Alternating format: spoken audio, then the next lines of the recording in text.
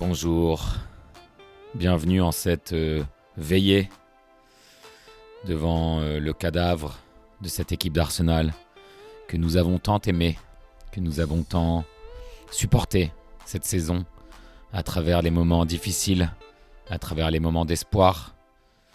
Bienvenue en ce jour funeste pour essayer de faire non pas une autopsie de la saison, car nous avons encore 3 matchs et du temps à perdre plus tard pour ça, mais un petit retour sur le match qui, dans nos cœurs, a acté la fin de saison. Je parle du match retour au Parc des Princes contre le Paris Saint-Germain, qu'Arsenal a perdu 2-1. Donc 3-1 sur l'ensemble des demi-finales. C'était quasiment mission impossible de retourner ce déficit de 1-0. C'est peut-être facile de dire maintenant avec tout l'espoir que j'avais avant. J'ai fait la connerie de retourner dans le même pub, entouré de centaines de fans du PSG. Au début, j'avais un peu froid avec la clim, donc j'avais le maillot d'Arsenal sous mon sweatshirt, sous ma veste. Et au fil du match, j'ai dû enlever la veste, j'ai dû enlever le sweatshirt, et c'était le maillot jaune fluo avec Havertz. Et là, il y avait des supporters du PSG qui chantaient « Remets ton pull, remets ton pull ». Et j'étais très, très, très, très seul dans ce moment, au vu de comment le match se déroulait. Donc j'étais vraiment seul contre tous. Et pourtant, au moment où je n'avais pas encore enlevé mon sweatshirt, Arsenal est vraiment sorti des starting blocks à toute vitesse. Donc, avant d'analyser ce début de match, je voudrais te dire bonjour Alex et te demander comment tu te sens aujourd'hui. Bonjour. Écoute, moi je me sens bien, ça va. Serein. Je sens que contrairement à d'habitude, tu vas plus rentrer dans le lard que moi, au vu de ton mood d'hier. Heureusement en tout cas qu'on n'a pas fait le pod hier, mais je sens que tu vas quand même avoir un petit peu de feu qui va sortir aujourd'hui, si je peux me permettre. Alors, commençons soft. Ouais. Comme d'habitude, le line-up. Bon, la composition, je pense qu'il n'y avait pas de surprise. Quand je l'ai vu, j'ai vu exactement ce à quoi je m'attendais. Content de voir que Timber n'était pas blessé. Content de voir que Merino était de retour devant parce que Partey était de retour au milieu.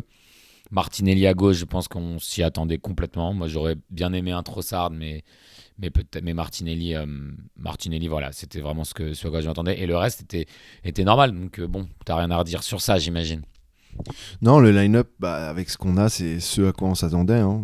Donc je vois pas de soucis. On savait je crois que Calafiori était potentiellement de retour, on le savait. Enfin, on l'a vu sur le banc, mais c'est ça le petit changement.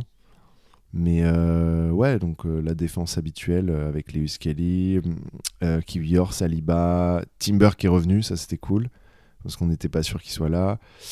Au milieu, on a pu mettre Partey en 6 et Rice en 8, ce qui est quand même mieux pour nous. Merino en pointe, Odegaard sur la droite, Saka, Martinelli.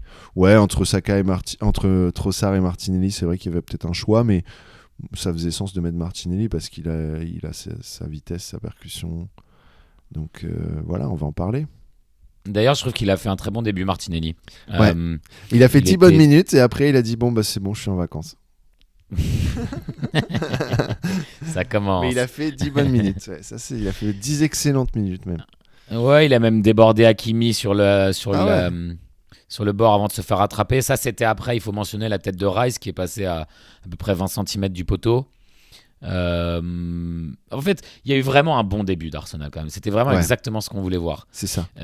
Alors moi, je t'ai toujours dit, je déteste analyser le et si à ce moment-là, ce ballon était passé 20 minutes à droite, et si à ce moment-là, au moment de la touche directe de Partey, Martinelli avait décalé un peu le ballon sur la gauche en contre-pied de Donnarumma, et si le tir d'Odegaard qui venait après une autre c'était un tir de Partey parfait de l'autre côté. Pour une fois. Le tir d'Odegaard était bien, mais je veux dire, s'il était un peu plus sur le côté, il n'y avait pas d'arrêt de Donnarumma. Ouais, mais il était. Ouais, Mais les occasions, elles sont pas mal.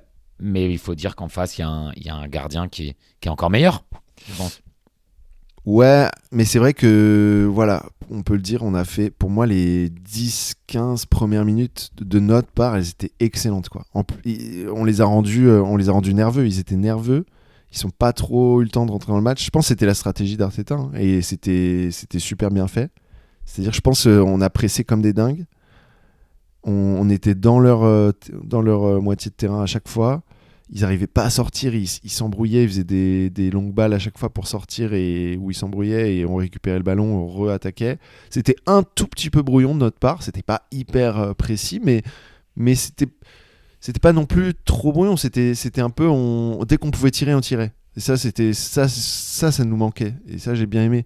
Et oui, parfois c'était un peu spéculatif, mais dès qu'on pouvait centrer, on centrait, dès qu'on pouvait tirer, on tirait. On leur mettait la pression, on tentait. Et ça, c'est ça qu'il y a à faire, c'est que parfois tu fais comme ça, tu fais des trucs un peu brouillons, tu tires un peu au hasard, pas au hasard, mais tu tires quand tu peux, alors que c'est pas forcément la meilleure position. Tu fais un centre alors que peut-être t'aurais pu refaire la passe. Mais c'est comme ça que tu sais jamais, c'est une déviation, un truc, un corner, et c'est comme ça que tu marques en fait. Et je pense que c'était la stratégie, sauf que on n'a pas marqué. Et ensuite, j'ai l'impression de combien de fois on a dit ça cette saison. Ouais, mais au moins, oui. Mais au moins, c'était pas genre. Au moins, on a vraiment essayé. On va en parler plus tard. Je pense qu'on n'a pas la. Il nous manque quelque chose en attaque. Bon, ça, on en a parlé beaucoup, mais déjà, c'était très clair pendant le match. Il nous manque quelque chose de coordination en attaque. Mais ça, on l'avait pas clairement. Mais malgré ça, on tentait. Et on a fait tout ce qu'on pouvait. Et au moins, on l'a pas fait à faire des passes à 2 à l'heure, à essayer de construire pour ensuite revenir et rien faire, tu vois. Au moins, c'était genre, ok, bah on essaye. C'est brouillon et tout, mais on essaye. C'est un match. Peut-être qu'on va pas jouer super clean, mais au moins on essaye, et ça aurait très bien pu marcher. Hein. Si Donnarumma il avait pas sorti ses arrêts, s'il n'y avait pas eu ces trucs, bah ça aurait pu marcher. Et si on était 1-0 après 10 minutes, bah je pense que le match il aurait pas été pareil. Il serait peut-être revenu après. Hein. De toute façon, on sait jamais. C'est pas pour ça qu'on aurait gagné, mais je pense que ça aurait peut-être été mieux, quoi. Mais voilà, ça s'est pas passé, bah c'est comme ça. Bah, c'est la différence entre le match aller et le match retour, parce que tu as quand même 2 matchs dans lesquels l'équipe à l'extérieur, dès les premières secondes, domine et a des énormes occasions. La différence, c'est que le but de Dembélé, il est rentré en poteau rentrant, et celui de Martinelli, il est allé sur Donnarumma. Et celui d'Odegaard aussi. Et si on avait marqué celui d'Odegaard ou celui de Martinelli, qui sont des occasions un peu plus évidentes que celle de Rice, je pense, si on avait marqué ça, bah ouais, là tu te dis, on a fait le même début et on est revenu à ex-aequo. Ça y est, en fait, il suffisait que ça. Ça fait une semaine qu'on en parle et il suffisait de 8 minutes et on est à ex-aequo, tu vois. Et comme ça s'est pas fait. Petit à petit, Arsenal c'est un peu affaibli, et c'est venu. Parce que moi, dans mon souvenir, j'avais un peu le poteau de Kvaratskhelia sur une contre-attaque qui est un sublime tir, comme un peu un acte qui réveille le stade. Mais avant ça, en fait, il y a quelques petits moments où Odegaard se foire complètement, foire une passe, foire une deuxième passe, alors qu'on est en bonne position et le PSG est déstructuré sur une récupération de balle haute, par exemple. Ou alors, à un moment, il se retrouve à courir. Vraiment, il est sur son pied gauche, il est à l'entrée de la surface, c'est vraiment le moment de tirer, il n'y a personne. Et je ne sais pas pourquoi il refait un toucher de plus il tire même pas pour s'écarter. Parce qu'il n'a pas la confiance. En fait, tout ça, tu perds le momentum, tu perds l'élan que tu avais pris, genre d'acculer l'équipe adverse, et en fait, tu leur redonnes la possibilité de se replacer, de récupérer la balle et de se relancer.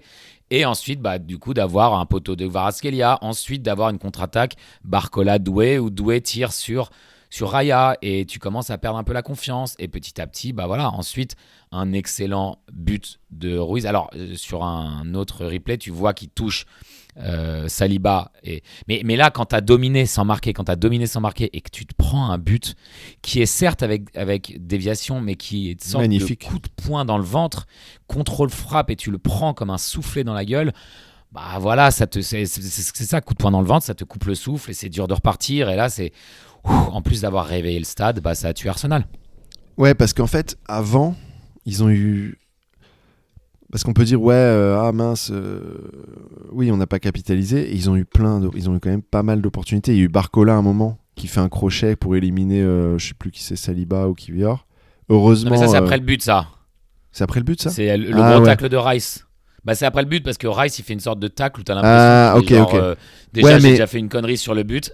Bah alors c'est Doué, alors, mais il me semble qu'ils ont eu quand même. Oui, Il y a eu c'est Kvaratskhelia Barcola qui fait une fait le. contre-attaque et la passe à Doué qui tire sur Raya. Ouais, Celle-là. et après il y a eu Kvaratskhelia qui a fait le poteau, qui a mis le poteau. Et là tu te dis. En fait, là je me suis dit. En fait, faut accepter parce que c'est genre. Et j'étais content qu'Arsenal se découvre parce que c'est le risque que tu acceptes de prendre. C'est genre, bah ok, là on est obligé de Ouais. marquer, on est obligé de se découvrir un peu. Et bah, tu concèdes des occasions. Ça, c'est pas une erreur d'Arsenal, je pense. C'est juste que, oui, on aurait pu parfois être un peu meilleur, à moins faire de conneries. Mais pour moi, c'est une tellement bonne équipe PSG que si tu commences à attaquer un peu, bah, c'est sûr qu'ils vont se créer des opportunités. Et à la limite, je me dis, on s'en est pas trop mal sorti si tu regardes, parce qu'on aurait pu se prendre beaucoup plus, à mon avis. Ils ont eu tellement Mais le raté de d'opportunités. Doué, c'est après une erreur de Saliba en plus. C'est même Ouais. pas tant une récupération Oui, c'est contre-attaque, ça. c'est Saliba Ouais. qui lui passe la balle à Barcola. Mais ouais, donc c'est vrai que quand il en plus c'est Ruiz, il me saoule. Déjà qu'il ait gagné l'Euro avec l'Espagne, là, ça m'a saoulé. Et en plus, il est C'est parti magnifique, en mode hater, hyper là. puissant. Il a bourriné le but là. Il fait un petit contrôle en plus pour éliminer Martinelli, mais tu sais, il fait un petit contrôle poitrine pour éliminer Martinelli, il tire pas encore. Et là, et le stade qui explose. Et là, je me suis dit, oh putain. Bon, après, je me suis quand même dit, à ce moment-là, c'est pas fini. Il nous faut que 2 buts. C'est pas non plus. Quand tu vois le match d'hier, d'avant-hier, Le match pardon, d'avant-hier, ouais. De Inter-Barça, ouais. tu te dis, bah 2 buts, ça peut arriver très vite. Et je pense pas qu'Arsenal, ça les a un peu découragés, mais en même temps, ils ont quand même continué, tu vois, parce qu'ils se sont dit, bah, à la limite, c'était bien, parce que c'était un peu genre, on s'en bat les couilles, on continue, et pardon pour l'expression, on s'en fout, et on continue, et de toute façon, 2 buts. Surtout, c'était quoi? C'était la 35e, je sais pas quelle minute, c'était encore tôt. Donc, il y avait largement le temps de revenir. Hein. Eh ouais. bon. Mais petite rare erreur de Rice hein, sur le but pour le coup franc. Bon, après, il faut défendre le coup franc. Mais la passe de Raya était peut-être un peu appuyée, mais il a raison de l'appuyer. C'est tellement dangereux à travers ces lignes. Si à ce moment-là, Rice il nous fait un bon contrôle, certes, il est harcelé par le chien enragé qui est Kvaratskhelia et il le tacle. Et en plus de perdre la balle là, il se prend un carton jaune. Et ensuite, il leur offre un joli coup franc bien tiré par Vitinha. Donc après, il y a plusieurs étapes entre l'erreur de Rice et le but. Hein. Mais quand même, c'est Rice à ce moment-là. Autant tu fais un bon petit contrôle amorti ou carrément un truc à la parté, contrôle orienté face au jeu, c'est pas le même résultat derrière, tu vois. Mais voilà, c'est se joue à des. C'est des petits trucs hein, dans ces matchs-là en fait. Se joue à des petits trucs et aussi Martinelli qui se fait prendre par un contrôle orienté en essayant de faire une aile de pigeon pour défendre. C'est aussi pas non plus du très très très haut niveau. Mais je sais pas. Sur celui-là. Je pense que non, je sais pas s'il pouvait faire grand chose Martinelli parce qu'il faut qu'il attaque le ballon. Il peut pas lui laisser le temps de tirer et l'autre bah il arrive à l'éliminer quoi. Mais c'est un peu comme Dani Olmo avait mis à Tchouaméni à la demi-finale, non? Une sorte de contrôle orienté où Tchouaméni se fait mettre complètement dans le vent et frappe but quoi. Après voilà, ils sont très forts techniquement et même tu vois Rice qui fait une erreur. Ouais, c'est vrai, mais je me dis en face, c'est vrai que les milieux, les ailiers, ils faisaient un taf de ouf. Et je repense à comment il s'appelle Joao Neves, qui a pas arrêté machine de guerre. Ah ouais, mais il chippait le ballon. Et en plus, il avait des petites jambes. Il arrive, Lewis Kelly, il arrêtait pas de chipper le ballon. Et je me disais, mais Lewis Kelly, il se fait pas avoir comme ça en première ligne. Mais je me dis, en même temps, en face, il y a des milieux qui sont très forts, quoi. Donc voilà, c'est un haut niveau en face, hein, c'est comme ça. Quand on fera le récap du match, c'est sûr qu'en face, il y avait. Bah, c'est la meilleure équipe que j'ai vu jouer contre Arsenal, de mémoire récente. Hein. Le récap, tu veux dire, des surtout, deux matchs le PSG. C'est la meilleure équipe qu'on a affrontée depuis longtemps. J'ai trouvé tactiquement complète, avec l'envie en plus de l'intelligence tactique. Le pressing était fou. J'avais toujours l'impression qu'Arsenal, on était 1 ou 2 contre 4 ou 5. À chaque fois, on arrivait, pendant des longues parties du match, on n'arrivait pas à enchaîner 2-3 passes. Joao Neves était partout, Fabian Ruiz aussi, même leurs latéraux, ils ont fait quelques erreurs sur lesquelles on n'a pas capitalisé, hein, mais dans l'ensemble, je trouve qu'ils ont hyper bien défendu en plus. Leur gardien était au rendez-vous. N'oublions pas qu'ils avaient Dembélé sur le banc aussi. Hein. Donc oui, on aurait pu prendre 3-0 à la mi-temps et ils n'avaient même pas Dembélé, quoi.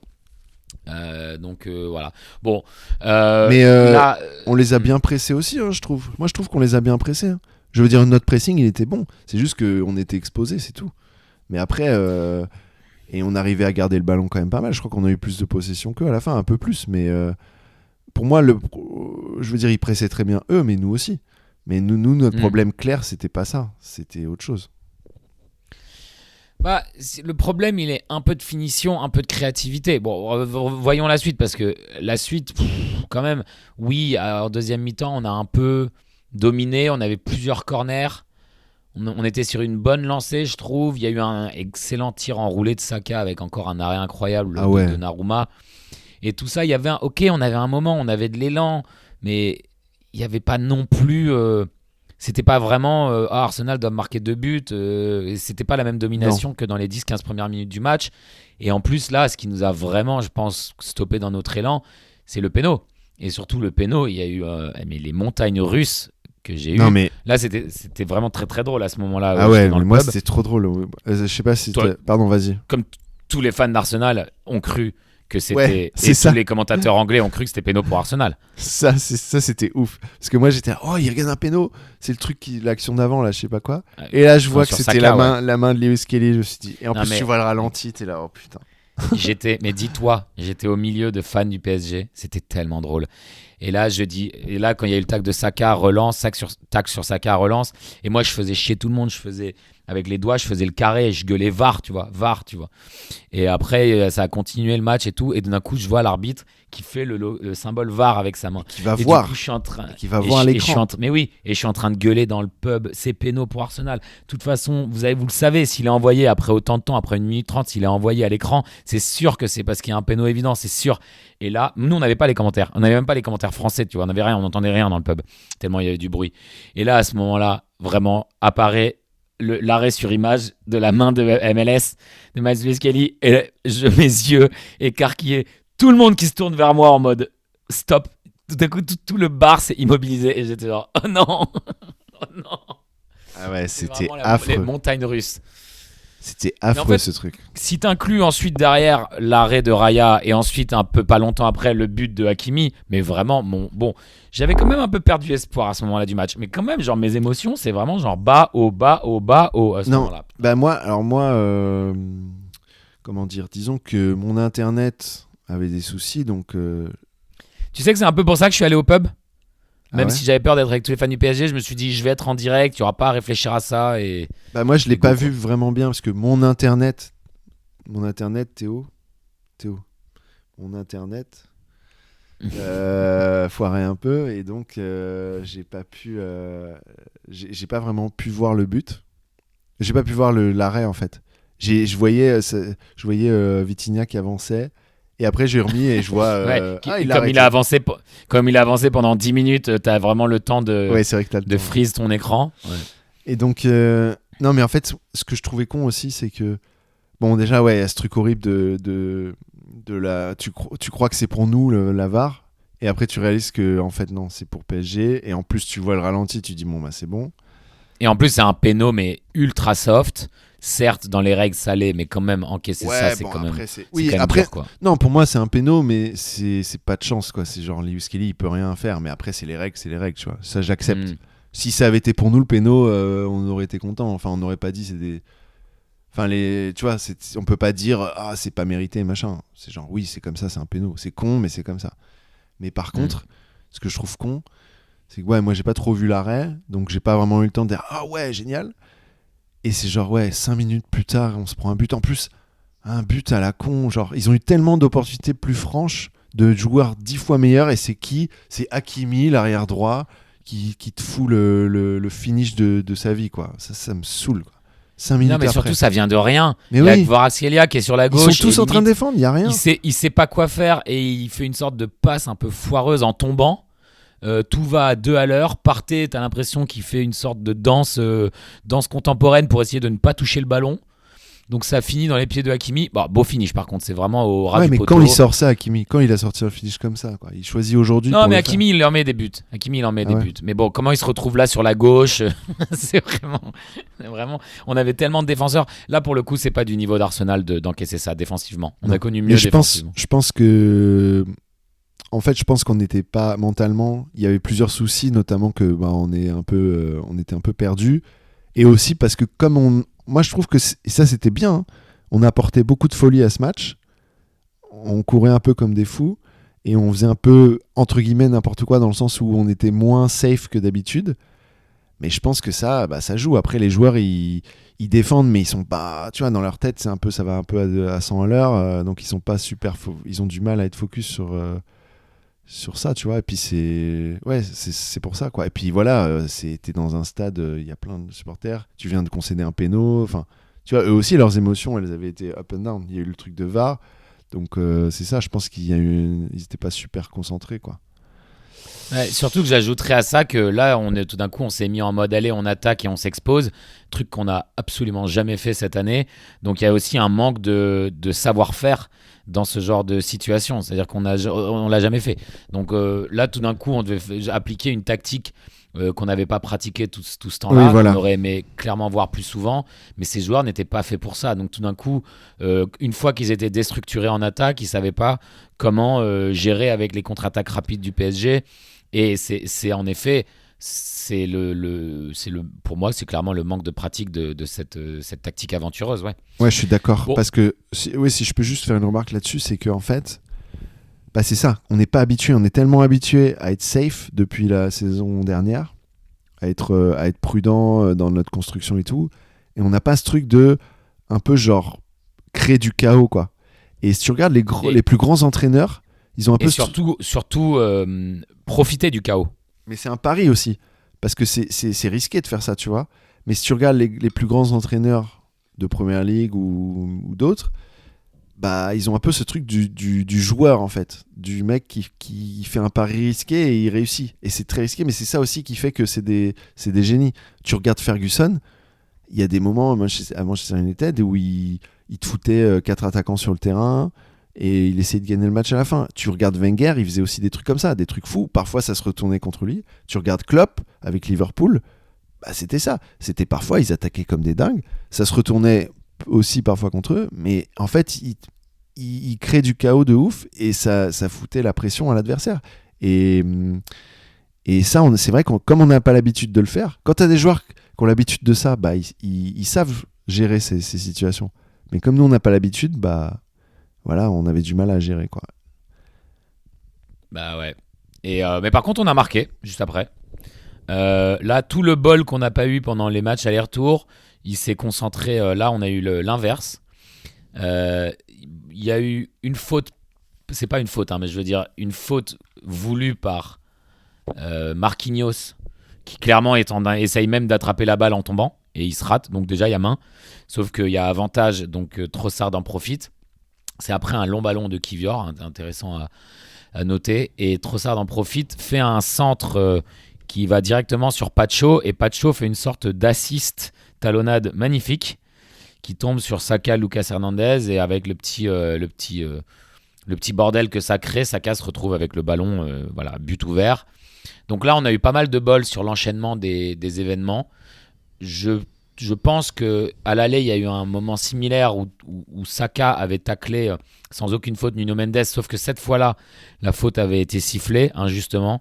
Cette fois-ci, ici avec Marquinhos, moi je trouve qu'il n'y a pas faute de Trossard, qui va un peu genre dans les règles et Marquinhos se jette, comme on dit. Mais bon, 95% du temps, le défenseur obtient cette faute. Et là, c'était pas le cas. Et pour une fois, on a capitalisé. Mais qu'est-ce qu'il a fallu qu'on ait comme bol pour capitaliser à ce moment-là, hein ? Tout ça pour marquer un 2-1 qui est le 3-1 sur l'ensemble de la manche. Le 2-1, il arrive quand même vachement vite après le but. Je crois il arrive quoi, même pas 10 minutes après. 2-3 minutes, ouais. Ouais, 2-3 minutes. Et je pense, je sais plus exactement, mais ouais. Après, c'est vrai que si tu regardes, on a eu un peu de bol, mais en même temps, bon, c'était cool. Mais après, j'ai envie de dire, ouais, d'accord, on n'a pas eu trop de bol, mais en même temps, on s'est pas créé des trucs assez nets, enfin, on en a créé une ou deux assez nettes des opportunités sur les deux matchs, mais on n'en a pas créé assez pour dire, tu vois, c'est pas comme si on s'était créé 10 occasions où à chaque fois, on est en 1 contre 1 contre le gardien, ou genre, où on fait poteau, ou je sais pas quoi. Donc à un moment, c'est genre, la façon qu'on avait de construire nos buts ou de se projeter vers l'avant, c'était quand même pas super précis, et du coup c'était ça qu'on espérait, C'était des petits moments où on avait des petits trucs qui tombent pour nous, tu vois, des ballons qui tombent pour nous parce qu'il y a une petite déviation, un petit truc, un cafouillage. Et ça a marché. Ça a marché, sauf que ces trucs-là, ça marche pas tout le temps. Et là, ça a marché une fois. Et on marque. Mais par contre, quand on a marqué, je me suis dit, je sais pas quelle minute c'était, mais c'était quoi, la 60 et quelques 70e 71e, non? 71e. Je me suis C'est dit. dur de retaper PSG Arsenal dans Google, là. Je me suis dit, là, ça va, parce que. 76e, ouais, c'est tard, hein. Ouais, c'est tard, mais en même temps, ça vient juste après le péno, parce que le but de Hakimi, pardon. Parce que, comme le but est arrivé à ce moment-là, j'avais quand même encore. J'avais un peu d'espoir, mais j'avais quand même encore de l'espoir, parce que je me suis dit, il reste quand même 15-20 minutes si tu comptes les arrêts de jeu. En 15-20 minutes, on peut mettre 2 buts. Je veux dire, tout peut se passer. Je veux dire, si on fait n'importe quoi, on se prend les ballons, ça peut arriver. Hein. On l'avait fait contre Chelsea à la fin, là, tu te rappelles, on avait mis 2-2 en 2023. Donc pour moi, c'était pas totalement fini. Et je me suis dit, enfin on marque, ça va peut-être nous débloquer un truc. Et en fait, non, quoi. Et ouais, c'est ça qui est terrible, c'est qu'en fait, après, on n'arrivait à rien, quoi. Bah, surtout qu'il y a eu quand même un bon gros raté de Saka, quoi. C'est un peu dur pour moi de lui en vouloir, parce qu'il y a tellement de tous nos espoirs du match reposaient sur lui, c'est lui qui créait tout. Mais par contre, si c'était Martinelli qui ratait cette occasion, même du pied gauche, on lui serait quand même bien tombé dessus, hein. La balle, elle arrive hyper vite, il y a un rebond, il y a Donnarumma, ok, mais il doit l'amortir, quoi. Il a juste à l'amortir. C'est chaud. Franchement, c'était dur. Et là pour le coup, 79e, hein, si Saka y met ça sur le centre de Calafiori, crois-moi, ils auraient commencé à stresser. Parce qu'ils ont aussi un certain passé, le PSG, un certain passé de se prendre 2-3 buts sur un craquage. Et s'ils n'arrêtent pas d'appeler leur vieux démon, ils n'arrêtent pas d'appeler ça comme ça en ce moment. Là, ils ont réussi à les éviter, mais ça se joue à la vitesse d'arrivée de Saka. Si Saka arrive un peu plus lentement, on parle de 2-2. Et là, ensuite, la fin de match, les 15 dernières minutes, j'aurais bien aimé les regarder, ouais. Là, ça aurait été bien drôle. Et là, j'aurais peut-être dû remettre mon pull et ma veste si on avait remis 2 buts derrière ça. Bon, après, il aurait fallu encore un but pour aller en prolongation. Et vu le banc qu'on avait, franchement, par rapport au leur, les prolongations, c'était quand même une grosse tâche à surmonter, quoi. Ouais, mais imagine, pour moi, si on arrivait en prolongation, tout était possible parce que tout le monde est crevé. Et imagine, les mecs, ils sont à 3-0 sur les 2 matchs, je veux dire, et tu les remontes 3-3 et t'accroches la prolongation. Mentalement, c'est dur. Donc je pense que... Comme on a vu, l'Inter a capitalisé de la prolongation en étant épuisé contre une équipe de Barcelone tout feu tout flamme. Voilà. Mais donc, non, pour moi, ouais, mais bon, ça s'est pas passé. Et en fait, au-delà du fait qu'on ait perdu, c'est plus qu'il n'y a même pas eu ça, tu vois. J'aurais aimé qu'au moins, même si on n'avait pas gagné, mais au moins on mette 2-2 et après qu'on les fasse stresser, mais ils n'ont pas stressé, c'était très facile la fin en fait. Même quand on a mis ils ont peut-être un peu stressé quand on a mis le 2-1 vite fait, mais après il a fait des changements défensifs et c'était très confortable en fait pour eux. Il n'y avait pas de menace. Et nous, c'est là que j'ai vraiment vu, on en parlera peut-être, mais c'est là que j'ai vu à quel point on était, comment dire, pas désorganisé, mais qu'on manquait d'imagination. On n'avait rien, tu vois. Oui, d'accord, on pressait, on balançait des longs ballons, mais à un moment, c'était que des longs ballons vers l'avant. Et je me suis dit, mais les gars, on n'est pas des longs ballons et des longs touches de parté. Ouais, voilà, on n'est pas West Ham. Ça veut dire que c'était une acceptation que, en fait, on n'a pas le niveau technique ou on n'a pas l'imagination en attaque pour vraiment se créer des opportunités. Je voyais le Barça avant-hier, par exemple. Ils pressaient comme des fous, l'Inter et tout. Et ils se créent des trucs. Ils étaient dangereux à chaque fois. C'était super précis, c'était super rapide, c'était des petites passes et tout comme ça. Et je me suis dit, nous, on n'arrive pas à ça. On n'arrive pas à ça. Et on est obligé de faire des longs ballons. Et c'est bien d'avoir des options et de faire ça de temps en temps. Je crache pas là-dessus. C'est bien quand on avait Havertz et tout, et de jouer long. C'est pas forcément un mauvais truc. Mais quand c'est ton seul truc, quand c'est ta seule stratégie, c'est qu'il y a un problème. Dans le feeling, et le feeling étant souvent pour moi la réalité dans l'analyse, C'est le plus pertinent. Le feeling, c'est qu'en effet, ils n'ont jamais été inquiétés et dans l'ensemble, ils ont bien mérité d'aller en finale. Et on a été faible, on a manqué d'imagination, comme tu dis. Et après, dans les stats, on a 5.1 d'expected goals, on met un but. Eux, ils ont 3 d'expected goals. Je parle des 2 matchs. Ouais. 5.1 expected goals, on met un but. Eux, sur les 2 matchs, ils ont 3 expected goals, ils mettent 3 buts. Donc là, il y a une différence aussi sur on peut en reparler, on peut en remonter à cet été, on peut parler de janvier, à quel moment Arsenal se dit, ou en tout cas se retrouve dans une situation où on n'a pas acheté un attaquant depuis Gabriel Jesus, on n'a pas investi dans la ligne avant depuis Gabriel Jesus, et qui nous a changé nos vies, comme disait Arteta il y a 3 ans. On a acheté Havertz comme milieu, on l'a reconverti en pointe. C'était toujours un système un peu bâtard. On a eu Merino qui s'est retrouvé en pointe pour refaire le même plan B chelou. Mais au-delà de la capacité encore à coacher des vraies attaques de la part d'Arteta, ce qui est difficile à voir, mais ce qu'on peut vraiment voir, c'est le manque d'investissement dans un attaquant ou un ailier ou un joueur créatif. Ou d'un peu de soutien pour Saka. Tu as eu l'arrivée de Nwaneri qui venait un peu de... Voilà, mais il est encore très jeune. À part ça, qu'est-ce qu'on a fait, quoi ? Qu'est-ce qu'on a fait Peut-être que, acheter Merino, c'était pour confirmer Havertz comme attaquant de pointe et avoir Merino en relais en milieu. Et puis finalement, Merino s'est retrouvé à suivre la voie de Havertz.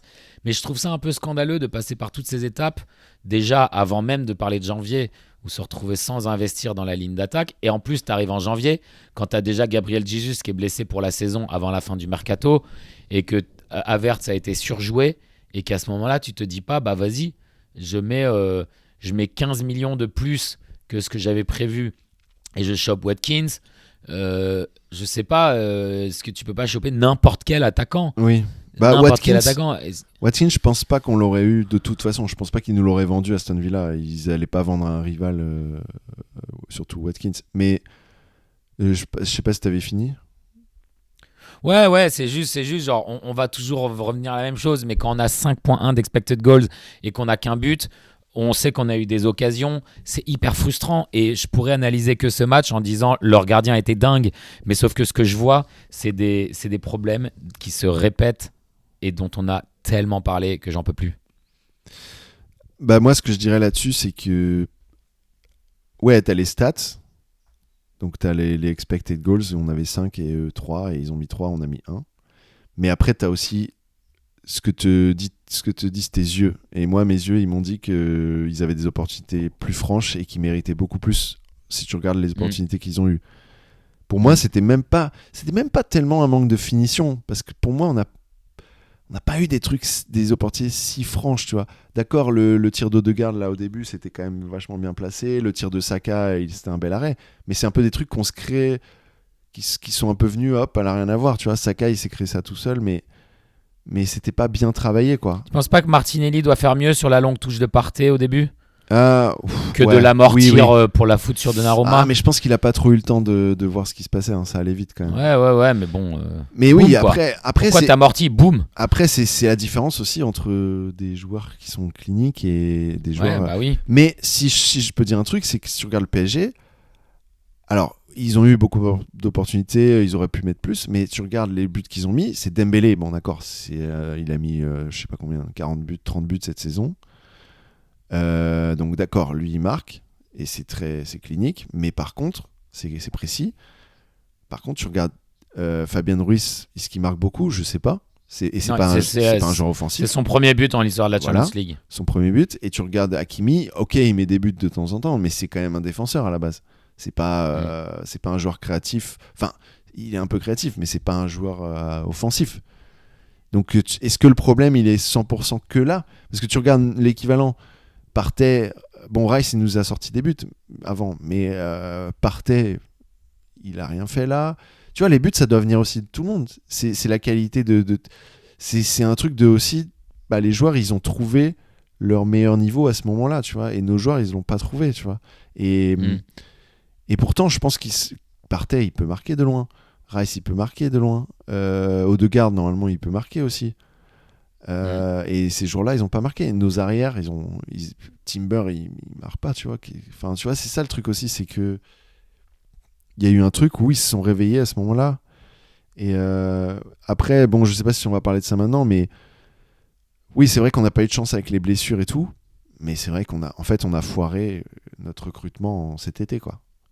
Ou alors, je sais pas, c'était peut-être qu'on n'avait pas les moyens financiers, je sais pas, mais c'était foiré. À un moment. Et on a dépensé 95 millions cet été, il me semble. Oui, J'ai vu. Mais je dis pas qu'on n'a pas dépensé, je dis qu'on a foiré. On a mal dépensé ou on n'a pas assez dépensé. Oui, donc c'est pas un problème de moyens, c'est qu'on a mal dépensé, ouais. Ouais, ah oui, c'est vrai, oui. Bah, ouais, c'est ça. C'est peut-être une question de priorité aussi, quoi. Est-ce que j'ai vu qu'on est potentiellement en train de vouloir vendre Calafiori. Donc, tu vois, on n'aurait pas pu prendre 40 millions, on pouvait prendre jeune ailier. On pouvait prendre Semenyo à l'époque, à 40 millions. Maintenant, ils vont plus. Voilà.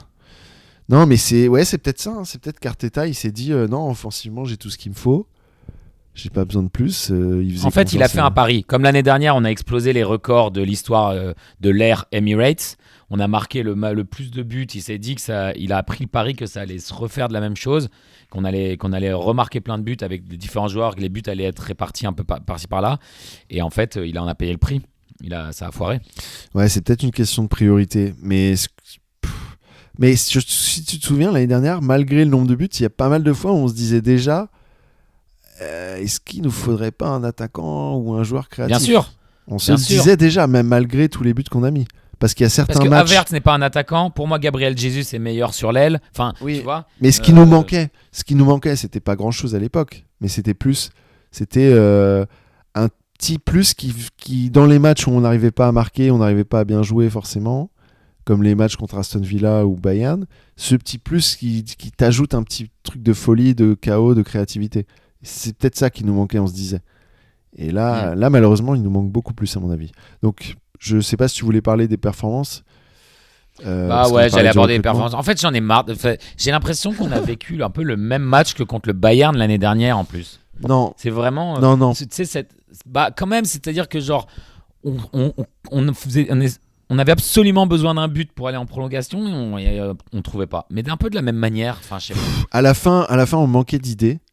Mais s'il y a un truc que je peux dire, pour moi, le problème, c'était plus qu'on manquait d'imagination et on manquait de qualité, en fait. Tout simplement, on manquait de qualité offensivement. Mais si je dois dire... vas-y, balance. Non, en fait, de qualité auprès de qui, individuellement? Non, mais attends, je vais d'abord défendre ce qu'on fait Arsenal. Malgré tout, voilà, on n'avait pas le niveau. On n'était pas au niveau pour être là. Tu regardes tous les demi-finalistes, techniquement, offensivement, créativement, en termes de créativité. Peut-être pas l'Inter, mais même l'Inter, ils sont quand même bons en créativité. On n'avait pas le niveau. On n'arrivait pas à se créer des ouvertures. On n'arrivait pas, on avait aucune imagination et tout. Mais pour moi, au moins, les joueurs et Arteta, ils se sont dit allez les gars, on crée du chaos, on balance des longs ballons, tu sais, il y a plein de fois où Saliba, il te balançait un long ballon, il changeait d'aile vers Martinelli, il faisait jamais ça d'habitude. Il a foiré une ou deux fois, mais il y avait plein de trucs comme ça où on essayait de jouer vite vers l'avant, on faisait des erreurs, mais au moins on essayait. Il y avait un truc où on tentait de changer nos habitudes. Et ça, j'ai bien aimé. Après, on n'avait juste pas le niveau. Mais donc, pour parler des performances, le point que je disais, où on manque de qualité, j'ai défendu Martinelli toute la saison. J'aime bien Martinelli, mais là on est obligé de se rendre à l'évidence. Ce mec, il a une dimension, c'est je cours tout droit, je fais un centre, ou il peut même pas vraiment repiquer vers l'intérieur et faire un tir. Je l'ai jamais vraiment vu faire ça. Il a un finish pas mal quand il est en confiance, il est rapide, mais franchement, pour moi, si on veut gagner quelque chose, on peut plus avoir, je le dis, Martinelli en premier choix. Martinelli, pour moi, on le garde. Pour moi, j'aime bien Martinelli. Il est fort, il est bien pour certains matchs, comme remplaçant, il arrive, ou pour certains matchs, voilà. Mais pour moi, il faut quelqu'un d'autre à sa place. Et t'as Martinelli qui est là voilà, ça fait de la compétition pour l'autre. Trossard, pareil, j'aime bien Trossard. Il apporte beaucoup, offensivement, il est bon, il a un bon finish, tout ça, mais il n'a pas le niveau, il n'a pas vraiment le niveau. Mais c'est pas pour le critiquer en soi, mais il faut se rendre à l'évidence, c'est tout, c'est pas assez. C'est bien, c'est pareil, c'est bien en option. Tu l'as en option sur le banc ou tu l'as en option pour certains matchs. Qui d'autre? Merino, il a fait un super job en tant qu'attaquant là. Il nous a vachement aidé. Au milieu, il peut faire un truc.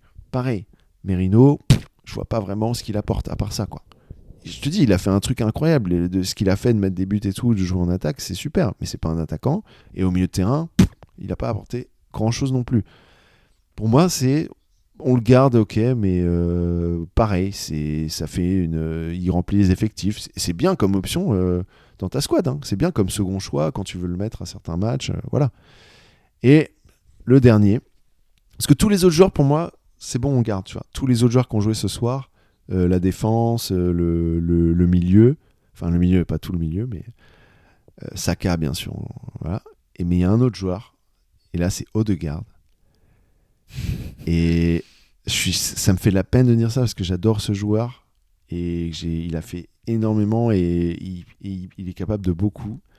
Mais en fait, là, il est limité en fait. Il est juste limité. Il est très bon pour certains trucs, mais je le vois en fait. Il n'est pas capable de se créer des opportunités de tir. Il n'est pas vraiment capable d'éliminer un joueur, de faire un dribble. Il est capable de faire des passes en profondeur, mais c'est toujours dans un certain angle vers Saka. Il peut faire ses petits ballons. C'est très prévisible en fait. C'est devenu très prévisible. Peut-être qu'il manque de confiance et peut-être qu'il va nous sortir son meilleur jeu plus tard, tu vois. Parce que tu regardes la saison 22-23, il était très bon, mais je me dis, c'est pas que le fait que les défenseurs se sont habitués à lui, tu vois. C'est le fait qu'à un moment, les défenseurs, ils s'habitueront toujours à ce que tu fais, mais tu dois t'adapter. Tous les grands joueurs, ils font ça. Et ouais, pour moi, c'est plus possible de l'avoir au milieu de terrain. Oui, il presse bien, il fait un bon pressing, mais même en passe, en fait. Il distribue bien, mais c'est pas vraiment un milieu central à la Vitinha, tu vois. C'est pas un mec qui va... C'est pas un meneur dans le sens il va pas jouer bas et vraiment faire meneur. C'est plus un joueur offensif. Et il est un peu entre les deux, en fait. C'est ça son problème. Il est pas assez offensif et il est pas assez meneur qui joue bas. Je veux dire milieu central. Et offensivement, il apporte pas grand-chose, en fait, quand tu regardes. Il a quelques assists, d'accord, mais c'est quand même un bon joueur. C'est potentiellement un grand joueur. Mais là, ça marche plus. Ça marche plus pour notre équipe. Peut-être qu'il faut qu'il aille ailleurs. Peut-être qu'il faut qu'on prenne la compétition pour qu'il reprenne confiance. Mais moi, là, ça m'a saoulé, en fait. Il a foiré trop de trucs et je sais pas, il était faible, quoi. C'était faible. C'était pas au niveau. C'est pas au niveau d'une équipe qui aspire à devenir championne d'Angleterre et qui aspire à potentiellement gagner la Champions League ou être une grande équipe de Champions League. Voilà, c'est tout.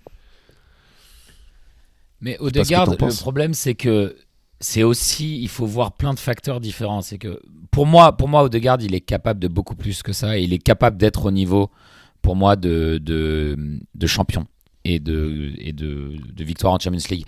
Le problème, c'est qu'on a un système où pendant des années et des mois, toute notre créativité offensive passait par lui. Et sans jamais soit lui trouver de compétition, soit lui trouver de backup qui lui permettrait de respirer. Jusqu'à ce que Nwaneri perce à moitié. Et encore, quand Odegaard était blessé, on passait dans un 4-4-2 bien chiant plutôt que de faire confiance à Nwaneri pour mettre en œuvre le même système et qui prenne la place d'Odegaard. Donc en fait, on a fait reposer sur les épaules d'Odegaard beaucoup trop pour moi. En plus de le faire capitaine, en plus il a eu sa blessure où il était absent pendant 2 mois. Il n'est jamais vraiment revenu complètement à son maximum. J'ai l'impression qu'il y a beaucoup de facteurs récemment qui ont fait qu'il a perdu confiance en lui et que maintenant, ça se voit qu'il réfléchit une seconde de trop, qu'il hésite, qu'il percute pas et c'est insupportable à regarder. Je suis totalement d'accord avec toi. Maintenant, moi, ce que j'aimerais bien savoir, si Odegaard, c'est pas un joueur qui va changer un match à lui tout seul. Ok, c'est pas un Declan Rice, c'est pas un Saka. C'est pas un Saliba en défense, il a pas ce niveau-là. Par contre, je pense que lui, par exemple, Merino, pour revenir à ce que tu disais, certains joueurs, j'ai envie de les voir, de les juger dans une équipe où on a fait les bons achats, on a un système bien huilé, bien rodé, il n'y a pas trop de blessures, on arrive à avoir un peu enchaîner les matchs sans être stop-start et d'avoir des cartons rouges ou des blessures pendant 2 mois, 3 mois à nos meilleurs joueurs. Et je pense que dans un système bien huilé, ils peuvent au contraire nous amener leur maximum. Alors c'est dommage parce qu'on aimerait qu'ils soient plutôt plutôt un bang-bang comme Rice, où c'est genre, peu importe ce qui se passe, je vais m'élever au-dessus de la mêlée et je vais vraiment genre traîner le match par les cheveux et m'en occuper moi-même. Il le fera pas, il le fera jamais. Mais dans un bon système, quand ça fonctionne, je pense qu'Odegaard, il est capable d'amener beaucoup plus que ça. Alors le problème, c'est qu'il peut pas être le seul. Il peut pas être le seul. Non. Et surtout, au moment où ça ne va pas et que de toute façon, tu es en putain de Champions League, pourquoi Arteta ne balance pas Nwaneri sur le terrain? Pas forcément en enlevant Odegaard, mais pourquoi t'enlèves pas Partey pour mettre Nwaneri et tu mets Rice en 6 et du coup, tu as Rice, Odegaard, Nwaneri. Tu fais un gamble, tu fais un pari. Tu as besoin de 2 buts. Et T'as besoin de 2 buts, ou sinon tu mets Trossard, tu laisses Martinelli et t'enlèves, je sais pas moi, t'enlèves Partey, voilà. Ou t'enlèves un défenseur. Et on arrête avec ces touches longues à la con. Mais même, ou t'enlèves un défenseur. Tu laisses Timber, t'enlèves Lewis Kelly. Oui, t'enlèves Kiwior. Ouais, ou Lewis Kelly, tu vois, ça fait... et du coup, l'arrière-gauche, ça devient Martinelli, et Trossard, il est sur la gauche. Je sais pas, tu changes le système, Qu'est-ce que t'en as à foutre? On perd, il faut qu'on marque 2 buts. De toute façon, c'est foutu, il reste 10 minutes. Qu'est-ce que t'en as à foutre de t'en prendre un troisième? On s'en fout. On a eu la chance de voir Calafiori rentrer poste pour poste à la place de MLS. Ben White poste pour poste à la place de Timber. Qu'est-ce qu'il a fait? Il a enlevé Martinelli, il a mis Trossard. C'était ça les 3 changements. Il y en avait pas eu d'autres, non? Là, il y a un problème. Tu vois, par exemple, un Wenger, un Klopp, un Alex Ferguson, il aurait balancé tout ce qu'il pouvait offensivement. C'est ça, il aurait retiré un défenseur. À un moment, c'est ça, c'est 10 minutes. Surtout que le PSG était passé à 5 défenseurs, tu sais. Ils ont enlevé, il me semble que c'était Barcola ou Doué, je sais plus, et ils ont mis Lucas Hernandez en plus. En plus, tu gardes Partey pour ensuite ne pas construire au milieu et balancer des longs ballons devant. À quoi ça sert? Bah non, pour qu'il fasse ses longues touches, moi je préfère avoir ses Maignan. et pour revenir sur les qualités des joueurs, si on veut aller vers l'avant. En fait, le problème, c'est que de ce que j'ai vu, toi, quand tu dis les joueurs qui sont au niveau, pas au niveau, tu parles du niveau pour gagner quelque chose d'important, pour gagner une première ligue. En fait, c'est plus le niveau. Pour moi, bien sûr, on a un très haut niveau. Bien sûr, Odegaard, c'est un joueur de classe mondiale. Même Martinelli. Non. Mais en fait, regarde, en milieu et en attaque, au milieu, on a un joueur de haut niveau. En attaque, on a un joueur de haut niveau. Sur tout l'effectif. Et ça, c'est pas possible. Et en défense, on a un joueur de haut niveau. Et en défense, en défense à Saliba, je dirais qu'il y a Gabriel en temps normal, et j'inclurais peut-être Timber aussi et Miles Lewis Kelly à venir, qui est très prometteur. Et c'est pour ça que je te dis aujourd'hui, l'équipe. Il a 18 ans. Et même Partey, bon, il a ses défauts et ce que tu veux, mais Partey au meilleur de lui, le problème c'est qu'il peut être irrégulier, mais Partey au meilleur, c'est un des meilleurs milieux centraux d'Europe. Mais il y a quand même 6-7 gros buts cette saison qui sont de sa faute. Et je dis pas qu'il fait pas des conneries, mais après, potentiellement, il était régulier. En fait, là, on parle de plafond, de plafond, je veux dire, de potentiel. C'est-à-dire que potentiellement, Partey, peut-être un peu moins maintenant, mais c'est un des meilleurs milieux centraux d'Europe. Saliba, il a fait des conneries, mais Saliba, c'est un des meilleurs défenseurs du monde. Raya, il fait des conneries, mais potentiellement, on sait que ça peut être un des meilleurs gardiens du monde. La différence, c'est Martinelli, qu'il fasse des erreurs ou pas, ce sera jamais un des meilleurs ailiers du monde. C'est un très bon ailier, c'est pas un des meilleurs ailiers du monde. Saka, il a le potentiel pour en être un. C'est peut-être déjà d'ailleurs un des meilleurs ailiers du monde. Tu regardes. J'inclurais aussi Havertz qui a quand même le niveau, je pense. Ouais, mais tu regardes Odegaard, c'est un très grand joueur. Mais est-ce que tu regardes tous les milieux offensifs d'Europe? Est-ce que c'est un des meilleurs? Est-ce qu'il est avec eux? Non. Tu regardes, je sais pas. Non, cette saison, il est même pas dans le top 50. Hein. Voilà. Et le truc, c'est que. Mais moi, je suis entièrement d'accord avec toi. Hein. Un Martinelli, un Odegaard, un Merino qui jouent dans une équipe où il y a d'autres joueurs vachement bons à côté d'eux, où ça marche bien, où c'est bien huilé. Bah, bien sûr que tu as envie de les avoir. C'est pour ça que je te dis, moi, j'ai pas envie de virer Martinelli, j'ai pas envie de virer Odegaard. Trop ça, à la limite, bon, est-ce qu'on en a besoin? Oui, on verra quoi.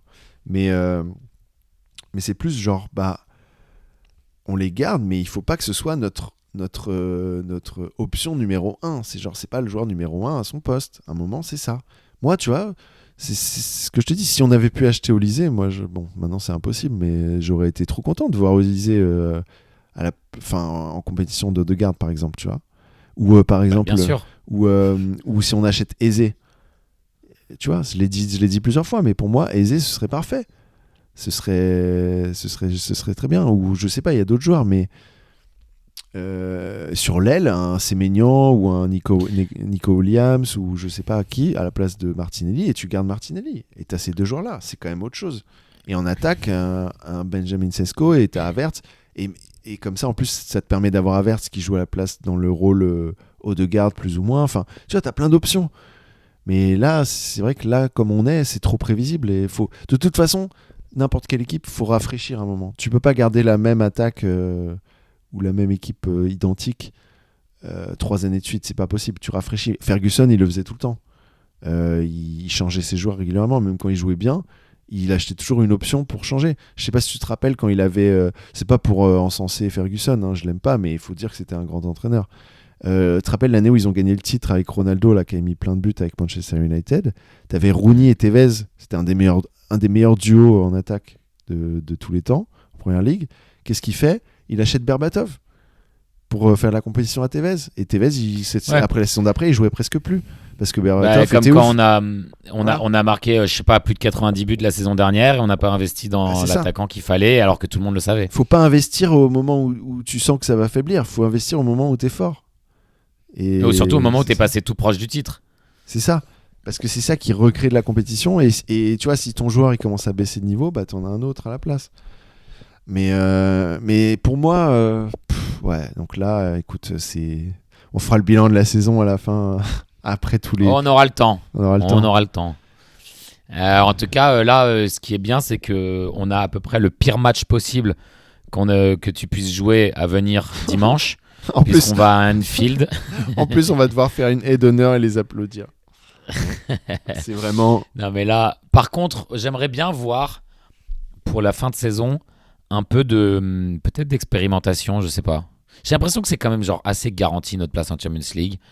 Je sais qu'Arteta va remettre exactement la même équipe pour essayer de consolider la deuxième place, ce qui sera peut-être une erreur parce qu'ils vont être quand même bien, bien morts et bien émotionnellement atteints. Là, alors contre que Liverpool, tu pourrais mettre un Nwaneri qui a genre tout approuvé. Mais bon, à mon avis, ça m'étonnerait. Bah, tu sais, moi, ce que je voudrais idéalement, je sais que ça va pas changer grand-chose, mais je voudrais que au moins, parce qu'on sait qu'on va devoir applaudir Liverpool là, on va jouer à Anfield. Moi, j'ai envie qu'on y aille et que les mecs sortent une performance de dingue et qu'on gagne. Je sais, ça va rien rattraper, hein. C'est pas pour ça que ce sera au moins ils ont fait ça. Et ça va pas rattraper tous les autres trucs décevants de cette saison. Mais je me dirais au moins les gars, vous vous êtes bougés, vous avez une réaction. Mais j'ai envie de t'as voir pas l'impression que c'est toujours la même chose ? C'est genre dès qu'Arsenal a collapse, ils sortent leur meilleure performance. Oui, mais tu veux quoi ? Moi, quand il n'y a plus rien à jouer, c'est là qu'on devient bon. Bah oui, mais c'est mieux que T'as envie qu'on arrive à Anfield et qu'on perde lamentablement 2-0 et qu'on fasse en plus Non, mais j'en tirerais rien du tout de gagner. Moi, déjà, en fait, peu importe. Bon, je sais pas là contre Liverpool il faut quand même gagner déjà. Je veux dire, c'est pas un match qu'on peut se permettre de perdre vraiment en fait. Un match nul à la limite, ok, mais il faut quand même qu'on finisse dans le top 5. C'est pas totalement assuré, donc on a quand même encore Newcastle à jouer. Southampton, ok, ça devrait être easy, mais c'est pas évident. Il faut quand même qu'on gagne. Et moi, j'ai envie de voir quelque chose. Et limite, j'ai même presque envie, comme tu dis, de voir une expérimentation. Ou même Arteta qui dit ok, toi, t'as mal joué, tu joues plus là. Tu mérites ta place. Si je vois Odegaard sur le terrain là. Moi, je veux pas. Ouais, tu mets Nwaneri. Je veux dire, pourquoi ? Mais après, je peux pas m'empêcher de me dire que Nwaneri a un problème physique. C'est pas possible ce que j'ai vu là. C'est le mec a 9 buts cette saison, non ? Il est notre troisième meilleur buteur. Et c'était le deuxième meilleur buteur. Troisième meilleur buteur présent en ce moment, je veux dire, qui n'est pas blessé. Je crois que c'est le meilleur buteur ex aequo avec Havertz de toute compétition confondue. Non, mais il me semble que... Havertz, il a 9 buts, il a même pas 10 buts. On n'a aucun joueur qui a 10 buts. Oui. Mais en fait, moi j'ai peur que ce soit pire que ça avec Nwaneri. Moi, c'est ce qu'on disait d'Arteta, c'est qu'Arteta, à un moment, il décide qu'il est pas un joueur. Comme le mec met pas le pressing et qu'il n'est pas du joueur du système, il va l'écarter. Ou je sais pas, à l'entraînement, il était peut-être moins bon. C'est comme ce qui s'est passé avec Vieira, avec Smith Rowe, avec plein de joueurs. Ça se trouve, il a dit en fait, non, je l'aime pas, il a pas le niveau. Ou il a pas fait ça, alors il joue plus. Moi, j'ai peur que ce soit ça. Hein. Ou peut-être c'est juste qu'il est jeune, il a joué beaucoup cette saison. Il a peut-être une baisse de niveau en fin de saison, ce qui est normal pour un jeune joueur. Et Arteta va pas l'exposer plus. Je pense que c'est pas fini en effet l'histoire. J'espère, parce que j'espère que c'est ça, parce que moi j'ai pas envie que Nwaneri il se il commence à pas jouer et il se développe pas Non, et mais tout. surtout que c'est un finisseur naturel. Je rêve d'en avoir plus. Après, je comprends que tu le fasses pas commencer le match contre PSG ou quoi, parce que c'est quand même, il a 18 ans, tu peux pas lui donner telle responsabilité, c'est dur.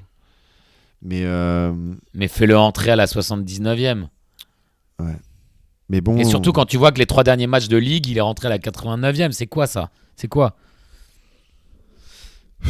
Mais là, ça fait mal. Ça fait mal, quand même. Ce qui est assez marrant, c'est qu'avant notre match à Anfield, quand tu parles du top 5, avant notre match à Anfield, il y a Newcastle-Chelsea à 13h.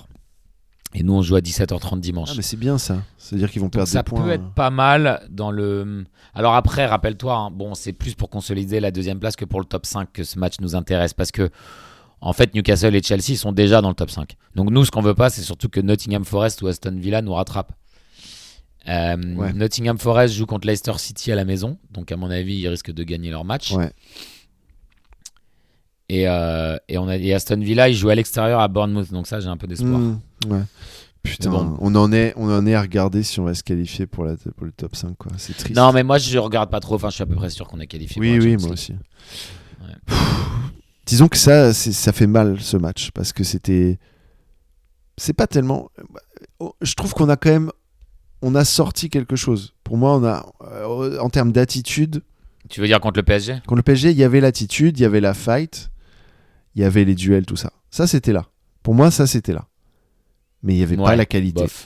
Bof. Il y a eu quand même un gros trou d'air entre la 20e et la 75e. On peut pas non plus... Où on n'arrivait pas à faire 3 passes d'affilée non plus. Mais oui, mais après, on peut pas presser comme des dingues tout le match non plus. Mais pour moi... c'est pas presser comme des dingues, c'est les basiques. Quand Partey se fait chipper la balle 4 fois d'affilée dans le rond central, j'en peux plus. Non, mais pour moi, c'est pas... En fait, ce que je veux dire, c'est qu'il y a un problème de mentalité, oui, mais le problème de mentalité, il s'est pas exprimé dans le fait qu'on n'avait pas la fight et qu'on voulait pas se battre. Il y a peut-être un problème de coaching dans le match aussi. Hein. Non, mais le problème de mentalité, pour moi, il s'exprime dans le fait qu'au moment où il faut faire la bonne passe, où il faut garder son sang-froid, Odegaard, il fait une touche de trop, il foire, ou un tel, il foire sa passe, ou un tel, il fait une erreur. Là, il est là le problème de mentalité, de fébrilité. Mais le problème de fébrilité, il n'est pas dans le fait qu'on s'est pas battu, ou qu'on n'a pas pressé, ou qu'on a eu peur. Tu vois ce que je veux dire ? Ouais, mais j'ai l'impression qu'on perdait quand même tous les duels, j'en pouvais plus. Non, on gagnait pas mal de duels. Quand Rice se prend le jaune en première mi-temps sur le coup franc, quand Partey se fait chipper la balle à chaque fois. Ouais, mais ça, c'est plus un problème de fébrilité. Joao Neves, il gagnait tous les duels. Hein. Ouais, je sais pas. On a quand même gagné le ballon pas mal dans leur camp. Hein. C'est juste qu'on dans les stats, on est meilleur dans toutes les stats. Et voilà. On est meilleur dans toutes les stats. C'est ça que je te dis. Oui, mais non, mais ce que je te dis, c'est qu'à un moment, d'ailleurs, dans le documentaire Amazon, là, tu le vois, Arteta, il le dit un moment. Quand il s'énerve, il fait When you lose a duel, machin. Mais je sais plus, il s'énerve et il dit c'est pas assez de gagner les duels, c'est pas assez d'avoir envie, c'est pas assez de machin. Il faut aussi être concentré, pas rater ses passes et s'appliquer. C'est ça dont on se rend compte, parce que les commentateurs anglais, ou souvent quand je regarde le foot anglais, c'est genre ah oui, il le voulait plus que l'autre. Mais si c'était aussi simple que ça, n'importe quel pecno qui joue le dimanche, il gagnerait contre des grandes équipes. Parce que il faut juste... Dans l'ensemble, j'ai l'impression que le PSG le voulait plus quand même. Hein. Mais c'est pas qu'une question de le vouloir plus à ce niveau-là. Oui, mais c'est la base. C'est la base, mais pour moi on l'avait. C'est le premier critère. Oui, mais pour moi on l'avait, mais quand tu regardes les meilleures équipes, c'est aussi garder son sang-froid et réussir les bonnes passes et les bonnes actions au bon moment et pas se chier au bon moment. C'est plus ça. C'est ça qui est difficile au plus haut niveau. C'est pas parce que sinon tu prends n'importe quel mec, tu l'entraînes comme un dingue à courir vite, à être costaud, à sauter haut. Il va être très fort, mais c'est juste que il faut quand même être. Faut pas foirer ses dribbles, faut pas foirer ses passes, faut être concentré. Au moment où t'es stressé, faut pas. C'est là que c'est le plus dur en fait. Mais c'est pas que une question de. C'est trop facile de dire ah ouais, il le voulait pas. Si, je pense qu'ils le voulaient, les gens d'Arsenal. C'est juste qu'ils avaient pas le sang-froid ou la concentration pour ne pas foirer certains trucs ou pour faire la bonne passe au bon moment. Bon bah voilà, c'est comme ça. C'est comme accepter. Ça. Bah, on a eu des bons moments. Se relever. On a eu des bons moments en Champions League. Mais... On se rappellera du match contre le Real Madrid. Ouais.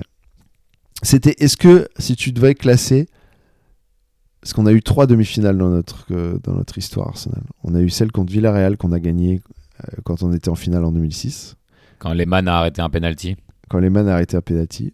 C'était pas glorieux, mais on s'est qualifié. Il y avait Riquelme d'ailleurs à l'époque. Il y a eu 2009, la fameuse, The Infamous. L'humiliation. L'humiliation. On avait perdu 1-0 match aller où c'était bof. Et après, le coup franc de Ronaldo, on concède au tout début, Park Ji-sung. Enfin bon, c'était l'humiliation. Qu'est-ce que tu as préféré ? Moi, j'ai quand même préféré là. C'était pas l'humiliation non plus, tu vois.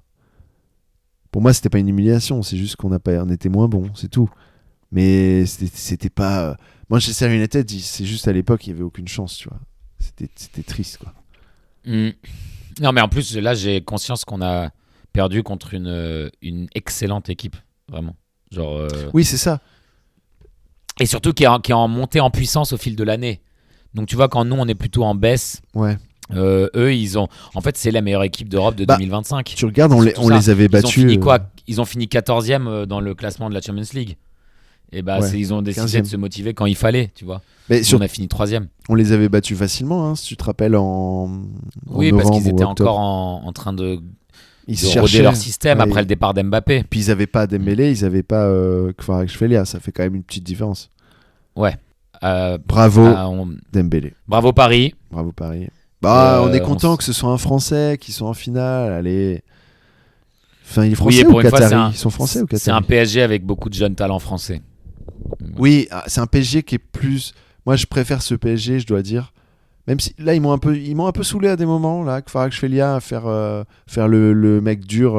Ouais, je suis un dur, alors qu'il traînait par terre tout le match. Ça m'a un peu saoulé, mais après, c'est vrai que je dois dire, par rapport au PSG qu'il y a eu avec Lionel Messi, Neymar, bon, Mbappé, je l'aime bien, donc je vais rien dire, mais ouais, je me dis bon, voilà, c'est quand même une équipe plus stylée. Ils travaillent tous. Kvaratskhelia, il fait chier, mais c'est quand même un joueur qui est ouf à regarder. Dembélé, je l'aime bien. Doué aussi, Barcola aussi. Voilà, c'est cool, c'est quand même cool qu'ils soient en. Enfin, c'est une équipe stylée, voilà, et ils méritent en plus. Donc, chapeau, tu vois. Et je serais contre. Je sais pas pour qui je serais, mais bon. Est-ce que je suis pour les Italiens ? Non, pas vraiment. En fait, j'arrive jamais à décider ces trucs à l'avance parce que même si je me dis un choix rationnel, je serai pour telle équipe. Après, au moment où le match se déroule, j'ai des pulsions et des instincts. Et je sais que chaque fois que j'ai été pour le PSG, une fois qu'il y a le déroulé du match, j'ai envie de les voir encaisser. Mais ça, c'était même avant cette demi-finale. Hein, donc, là, disons que je suis un peu amer de notre défaite, de ce qui s'est passé. Donc, je suis pas trop pour le PSG en finale. Mais c'est vrai que l'Inter, une fois que moi c'est le contraire, une fois que je verrai l'Inter jouer là, ça va me. J'étais pour eux contre le Barça parce que je supporte pas le Barça.